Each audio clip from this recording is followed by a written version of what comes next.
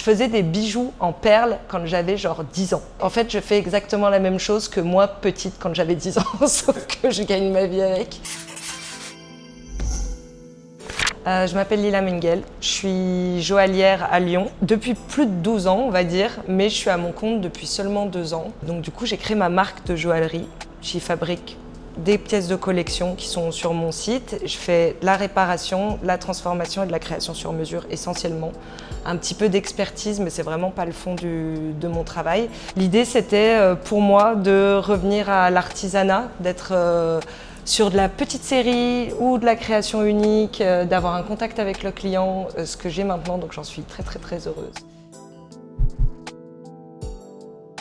Je faisais des bijoux en perles quand j'avais genre 10 ans. En fait, je fais exactement la même chose que moi, petite, quand j'avais 10 ans, sauf que je gagne ma vie avec. De là, ça a fait un espèce de rebond, bac, mais quand même retour à la bijouterie. J'ai passé 2 CAP, bijouterie joaillerie, CAP certi, brevet des métiers d'art, diplôme de gémologie. J'ai un peu tout enchaîné à chaque fois. Je suis rentrée là-dedans bien en tête en disant je vais être à mon compte. Et du coup, résultat des courses, à mon compte, bijoutière joaillière, vraiment d'une efficacité dingue. J'avais déjà tout prévu alors que des heures destinées à l'orientation, on en avait mais plein, collège, lycée. Le parcours n'est pas fini, mais il y a un bon bout qui est mis en place.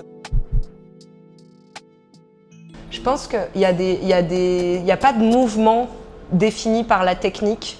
Tu vas avoir des designs qui appartiennent à certains mouvements. Par exemple, Premier Empire, il y a certains designs qu'on trouve que dans cette période-là, associés à certaines techniques. La technique va définir une partie du style que tu vas retrouver.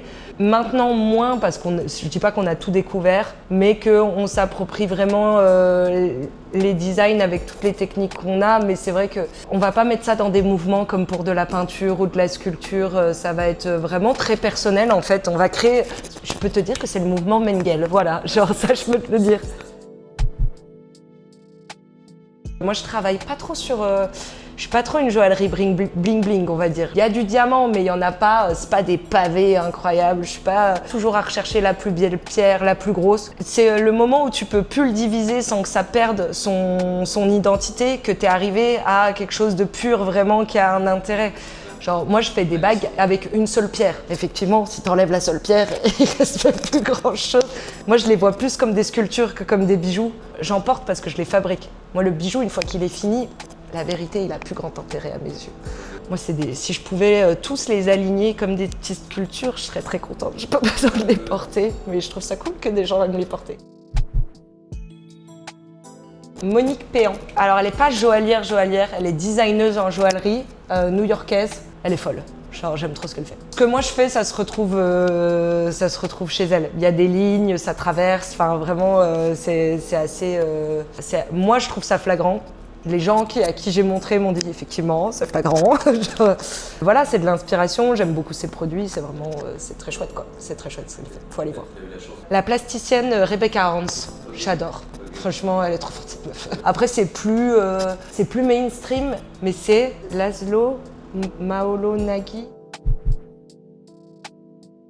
Tout le monde peut me contacter. Je pense qu'à partir de ce moment-là, on dit parler à tout le monde, c'est parler à n'importe qui. Non, mais les gens qui ont envie de faire plaisir déjà, de marquer un beau moment dans la vie. Donc ça peut être le passage d'un diplôme, une belle prime de fin d'année, ça peut être un remariage, un anniversaire, les 60 ans. Plein de moments dans la vie où tu peux venir faire une création mesure. J'ai fait des trucs complètement hors cadre et j'adore ça. Franchement, j'ai fait des pics à cheveux, j'ai fait des piercings pour tétons, des piercings classiques. Dans mes anciens jobs, j'ai fait des tiares, des diadèmes, des broches aussi. Enfin, ça revient vraiment, il y a beaucoup de broches. Je travaille sur mon site internet. J'ai pour ambition de trouver et de me mettre en relation avec des boutiques revendeuses prochainement. Et sinon, ouais, les salons. Minéral Expo Paris en novembre, Idée d'art en novembre. Et normalement, il y a un projet pour 2027, c'est un salon à la mairie de Lyon 1er avec le label Fabriqué à Lyon.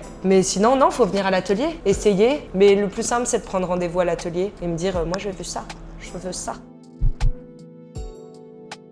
Je suis un peu en train de faire une collection là. En fait, dans l'idée, l'argent, ça n'a pas la même résistance que l'or. Moi, je fais des bijoux qui sont assez fins, donc je peux pas tout passer en argent, mais j'aimerais bien proposer une grosse partie des modèles en argent et en plaqué or, déjà, pour pouvoir permettre au moins de s'approprier le style, même s'ils sont pas forcément dans la gamme de prix diamant, or. Et là, je suis en train de bosser sur une collection, tu vois, on parlait de choses qui me mettent un an et demi à sortir. En fait, j'avais commencé à travailler sur un process où je fais des impressions cuir, de cuir exotique essentiellement, parce que sinon ça n'a pas trop d'intérêt. Donc croco, serpent, galucha.